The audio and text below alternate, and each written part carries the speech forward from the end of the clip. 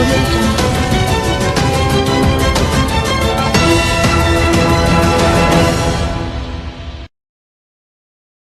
Selama 2 hari, 4 dan 5 Juli 2025, sebuah peristiwa bersejarah terjadi di Jayapura. Untuk pertama kalinya dalam lebih dari 6 dekade, perjuangan panjang rakyat Papua, pelapor khusus Perserikatan Bangsa-Bangsa, PBB, untuk hak-hak masyarakat adat, Albert K. Barume, hadir secara informal langsung dan mendengarkan jeritan hati masyarakat adat, yang selama puluhan tahun menjadi korban berbagai bentuk ketidakadilan.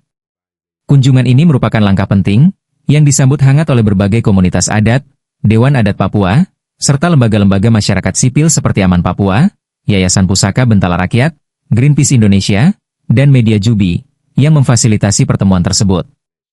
Masyarakat adat korban militerisasi, korporasi, perampasan tanah, dan pelanggaran hak asasi manusia, berkesempatan menyampaikan secara langsung pengalaman mereka, tentang apa yang mereka sebut sebagai ekosida, perusakan alam, genosida, pemusnahan massal, dan etnosida, penghilangan identitas budaya. Dalam suasana penuh keprihatinan dan haru, satu persatu para tokoh adat, perempuan, dan pemuda bercerita. Mereka mengisahkan tentang hutan, yang dibabat habis oleh perusahaan kelapa sawit, sungai yang tercemar limbah tambang, perempuan yang diperkosa dalam operasi militer, serta anak-anak yang tumbuh di tengah bayang-bayang ketakutan.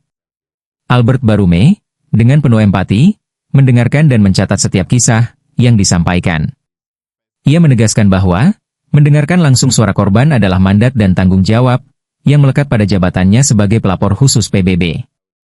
Albert juga melakukan pertemuan bersama perwakilan pemerintah Provinsi Papua, Majelis Rakyat Papua, Dewan Perwakilan Rakyat Papua, serta lembaga swadaya masyarakat. 5 tuntutan bangsa Papua kepada PBB. Dalam kesempatan ini, perwakilan masyarakat adat Papua, termasuk Victor Yeimo, juru bicara internasional Komite Nasional Papua Barat, KNPB, menyampaikan tuntutan penting kepada Barume dan komunitas internasional. 5 tuntutan utama yang mereka serukan adalah: pertama, permintaan kunjungan resmi PBB ke Papua, dalam kerangka prosedur khusus Dewan HAM, yang selama ini selalu ditolak oleh pemerintah Indonesia. Kedua, pembentukan mekanisme investigasi independen, terhadap pelanggaran HAM berat jika akses resmi tetap diblokir. Ketiga, penyusunan resolusi khusus tentang Papua di Majelis Umum PBB. Keempat, penghentian kerja sama lembaga-lembaga PBB, dengan institusi pemerintah atau korporasi, yang terlibat dalam pelanggaran hak masyarakat adat di Papua. Kelima, pengakuan hak menentukan nasib sendiri, bagi bangsa Papua sesuai dengan prinsip-prinsip hukum internasional, khususnya hak sipil dan politik, hak ekonomi, sosial dan budaya, dan deklarasi PBB tentang hak-hak masyarakat adat. Victor Yeimo menyampaikan bahwa kunjungan ini merupakan bukti bahwa, Papua aman untuk dikunjungi, dan alasan keamanan yang selama ini selalu dijadikan dalih oleh pemerintah Indonesia untuk menolak kehadiran badan-badan PBB tidak lagi relevan. 14 permintaan ditolak Indonesia.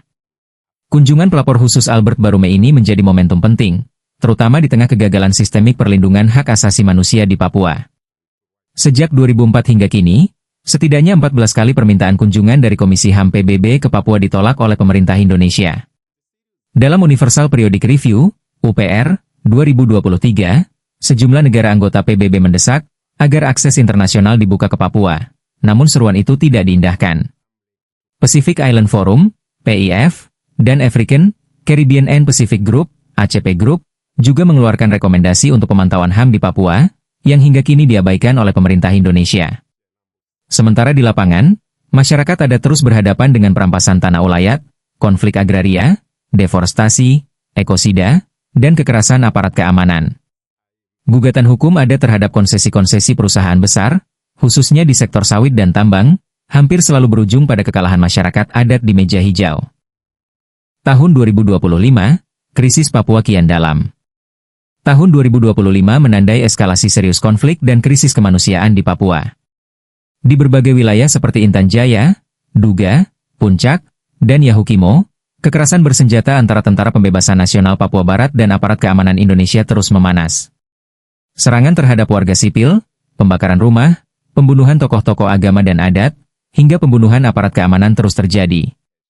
Kematian Enos Tipagau, Komandan Kodap 8 Soanggama OPM, dalam operasi militer Juli 2025 di Intan Jaya, adalah salah satu puncak eskalasi kekerasan, yang menambah daftar panjang konflik bersenjata di Papua. Namun penindakan bersenjata tak serta-merta menyelesaikan akar masalah. Di sisi lain, kebijakan pemekaran daerah baru, yang berujung pada marginalisasi lebih jauh masyarakat adat Papua juga turut memperburuk ketegangan. Arus migrasi, konflik lahan, dan eksploitasi sumber daya alam memperdalam ketidakadilan struktural, yang telah berlangsung sejak integrasi Papua ke Indonesia pada 1960-an. Menatap masa depan Papua. Masyarakat adat Papua hari ini menghadapi 3 ancaman besar sekaligus: militerisasi, ekosida, dan pemusnahan budaya. Kunjungan Albert Barume adalah sebuah angin segar dan secercah harapan. Tetapi harapan itu hanya akan menjadi nyata bila komunitas internasional bertindak lebih tegas. Para aktivis adat dan masyarakat sipil Papua berharap kunjungan ini mendorong pembukaan akses penuh bagi investigasi independen internasional, tekanan diplomatik agar Indonesia menghormati hak-hak masyarakat adat Papua, dukungan internasional untuk solusi damai dan bermartabat, termasuk pengakuan hak menentukan nasib sendiri. Papua bukan sekadar wilayah. Papua adalah tanah, manusia, budaya, dan kehidupan yang layak dihormati. Jeritan rakyat Papua bukan hanya milik mereka, tetapi milik kemanusiaan itu sendiri. Kini dunia mulai mendengar. Pertanyaannya, apakah Indonesia dan dunia akan bertindak atasi konflik panjang di Papua?